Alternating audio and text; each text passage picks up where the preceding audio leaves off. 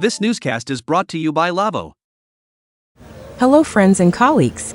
The 46th Manaki Brothers International Cinematographers Film Festival is now a part of history, having concluded yesterday, Friday, September 26th. But before you head into the weekend, take a moment to explore the highlights of the festival's final day. Friday began with a traditional briefing at the Army Hall, featuring Olympia Militino, Luca Kosin, and several other cinematographers, whose films had been screened the previous day.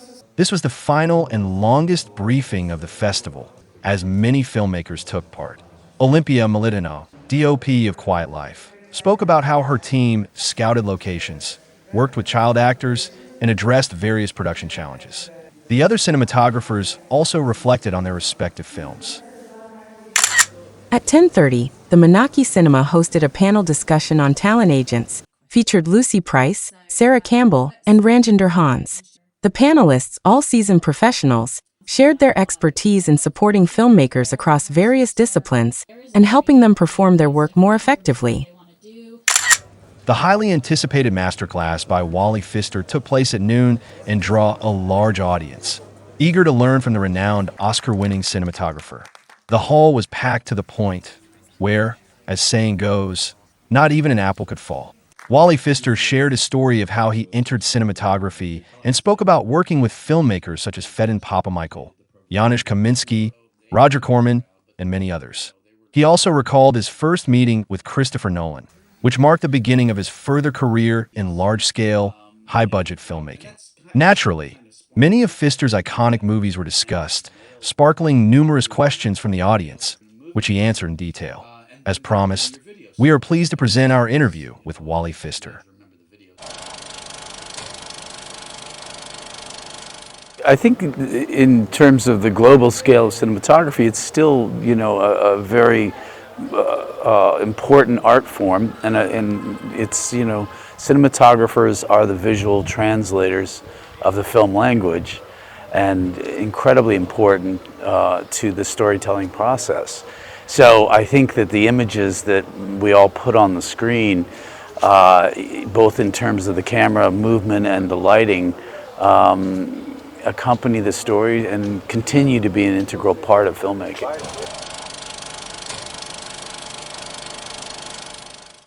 Well, I still think film is a spectacular and beautiful way to capture, cinema. But there are digital technologies that are advancing, and there are cameras like the Arri Alexa and the Sony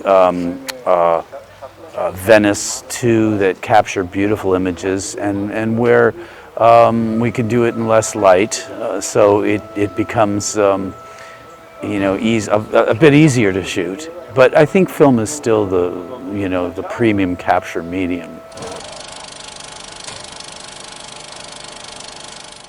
Yeah, I think that is something that's a little bit lost now with digitals, is that there's a little bit less of a discipline with the cinematographers who have never shot film before and are shooting digital. And so I think I would recommend that cinematographers that are really only shooting digital, that they take the time to shoot film at some point, to try it, to experiment with it, and perhaps they might even choose to shoot their film on celluloid. At least then they can understand the organic process of film and celluloid, rather than being completely reliant on digital cinematography, which is an easier process. I mean, there's no question that it's very difficult to hold back technology, and I think AI is really sort of a shame, because what it's doing is it's collecting all the work that artists have done prior and stealing it. And it's creating something out of that, which I think the artists who have done the original work feel a little bit like the work's been taken and sort of combined in this AI process. for the sole purpose of making money. So AI is a part of the world now. It's going to be a part of the future. But I just hope that the artists are shown the kind of respect, and they're kept, they're paid royalties, and that they're respected for the work that they've contributed to this collective. I think AI is not quite there yet in terms of a credible storytelling tool. I think for experimental art it's interesting, and I've seen some work in experimental video that is interesting to look at.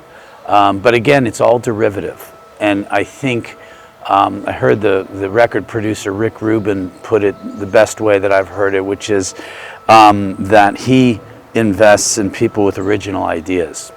And there are no original ideas in AI. And I think that's very important to note. The small hall of the Cultural Center featured her frame workshop, moderated by Bojana Andrich and Dina Duma. The event kicked off at 2 p.m.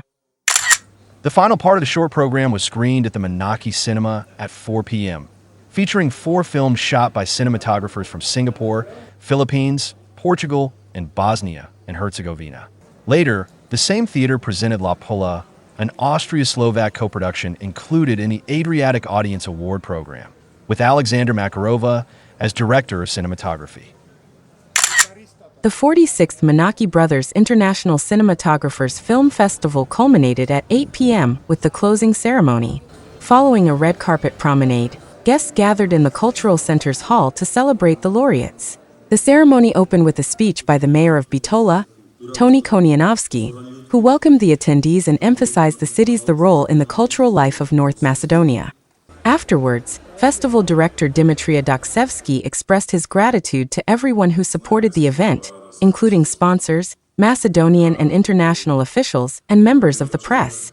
The awarding began with honoring Oscar-winning cinematographer Wally Pfister, recipient of the Special Golden Camera 300 for his outstanding contribution to world cinematic art. He received the award from the hands of festival director Dimitrija Doksevsky. Following that, Igor Ivanov, president of the Macedonian Film Professionals Association, presented Macedonian film composer Kirill Tchaikovsky with the Great Star of Macedonian Film Award. The Crystal Camera 300 was awarded to Lisa Jing, cinematographer of Swimsuit, a film featured in the student program. In the same category, a special mention was presented to Leon Hortrich for his Etude Unicorn in Snow Pants Suddenly Ran Off. In the short film program, Michael Tsong, cinematographer of When the G's Flew, received the Small Camera 300 award.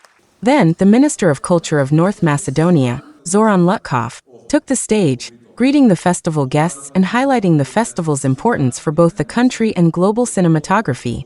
Luka Kosin was announced as a winner of the documentary competition for his film Lumina, becoming the recipient of the Iron Camera 300 award. Finally, the jury of the official program took the stage to announce the recipients of the 3 main awards. The Bronze Camera 300 award went to Maro Hers for his film Sirit. The Silver Camera 300 was awarded to Olympia Middleinoff for Quiet Life, and the Golden Camera 300, the festival's highest honor, was presented to David Chamble, cinematographer of Nouvelle Vague. The event concluded with the screening of the North Macedonian film DJ Akhmet, shot by DOP Naum Doksevsky. We'd like to express our gratitude to the festival organizers for their warm hospitality and our respect to all the filmmakers who made this exciting event possible. The festival is over, but briefly we'll continue to bring you the latest industry updates, so stay tuned. This newscast is brought to you by Lavo.